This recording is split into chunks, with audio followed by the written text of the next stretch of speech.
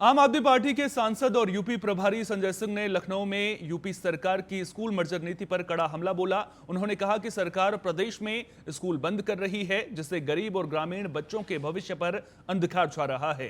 संजय सिंह ने आरोप लगाया कि यूपी सरकार राइट टू एजुकेशन एक्ट के हर नियम को तोड़ रही है। टीएनपी न्यूज से आप नेता संजय सिंह ने स्कूल मर्जर नीति और कांवड़ यात्रा सुरक्षा को लेकर विशेष बातचीत की। क्या कुछ कहा उन्होंने, आइए सुनिए। उत्तर प्रदेश में मानसून के बादल भले ना घने हो, लेकिन शिक्षा पर काले बादल जरूर मंडरा रहे हैं और ये बादल उत्तर प्रदेश की सरकार की तरफ से ही लागू किए गए। सरकार कह रही है कि स्कूलों को मर्ज या फिर बंद कर दिया जाएगा। फिलहाल संजय सिंह जी हमारे साथ मौजूद हैं, यूपी प्रभारी हैं, आम आदमी पार्टी के सांसद हैं। संजय जी, ये जो सरकार की तरफ से नियम बनाया गया है, कहा यह जा रहा है कि स्कूल का जो इंफ्रास्ट्रक्चर है वो बेहतर करना है। जिन स्कूलों में बच्चे नहीं हैं वहां पर टीचर बेफिजूल आ रहे थे, उनकी सैलरी काटनी है, इस वजह से वो स्कूलों को बंद करना है। कई सारे अहम तर्क जो हैं वो सरकार की तरफ से दिए जा रहे हैं, आप क्या कहें? देखिए, पहली बात तो ये कि 26,000 सरकारी स्कूल पहले आप बंद कर चुके हैं। 4 साल में उत्तर प्रदेश के अंदर 42 लाख बच्चों ने सरकारी स्कूल की शिक्षा छोड़ी है।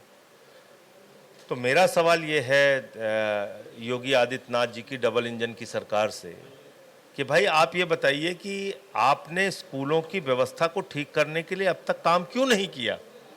आपको 8.5 साल हो गया उत्तर प्रदेश में राज करते हुए।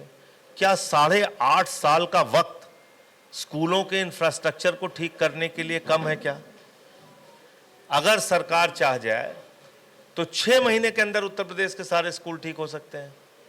आपने कभी वो ना तो कोशिश की, ना आपकी मंशा थी।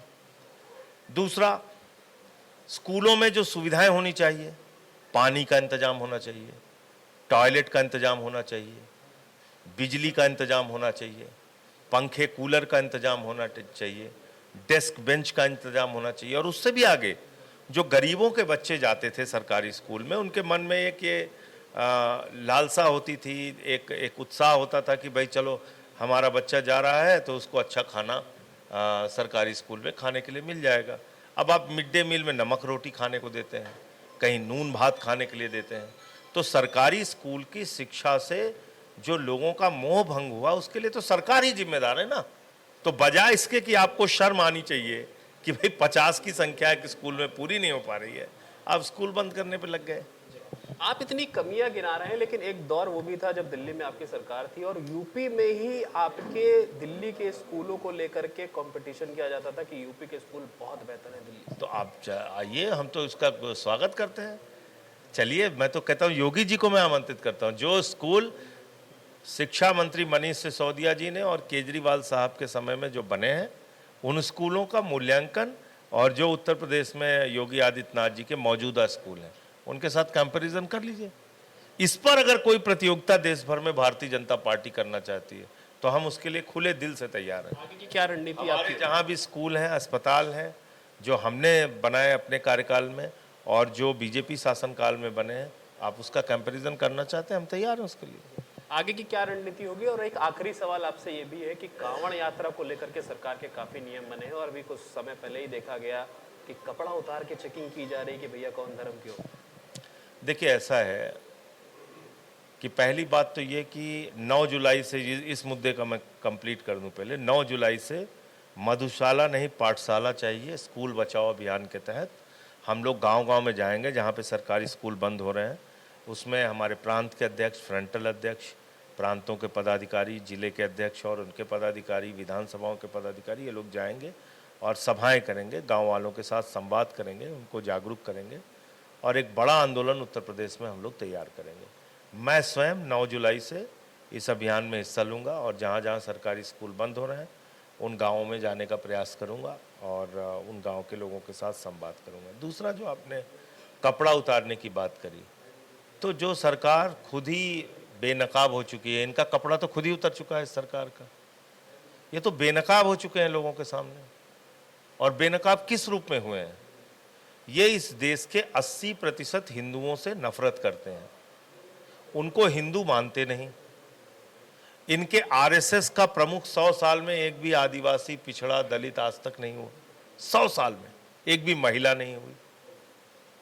और अगर ये जाटो ढाबा कोई लिख लेगा, कोई वाल्मीकि ढाबा लिख लेगा, कोई निषाद ढाबा लिख लेगा, तो इन भाजपाइयों का क्या भरोसा है?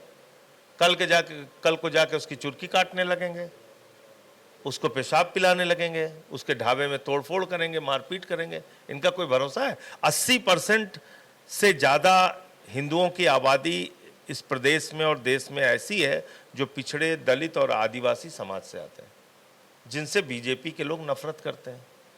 ठीक है, उनको हिंदू मुसलमान के नाम पे कुछ समय के लिए चंगुल में फंसा के उनका वोट वोट ले रहे हैं, लेकिन उनको अपना नहीं मानते। ये हकीकत है।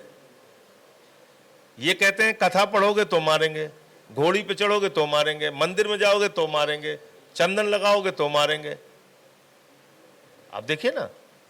तो इसलिए ये जो डबल इंजन की सरकार है, ये पूरी तरीके से उत्तर प्रदेश में फेल हो चुकी है। जब सुप्रीम कोर्ट का आदेश है कि आप नेम प्लेट लगाने के लिए कोई ज़बरदस्ती नहीं कर सकते या किसी की जाति धर्म नहीं पूछ सकते, तो ये कहाँ से इन अराजक तत्वों को आपने छोड़ रखा है? ये आईजी हैं, डीआईजी हैं, पुलिस हैं, दरोगा हैं, योगी आदित्यनाथ इनका नाम है। क्या है भाई ये लोग? कैसे ये चेकिंग कर रहे हैं और किसके आदेश से कर रहे हैं?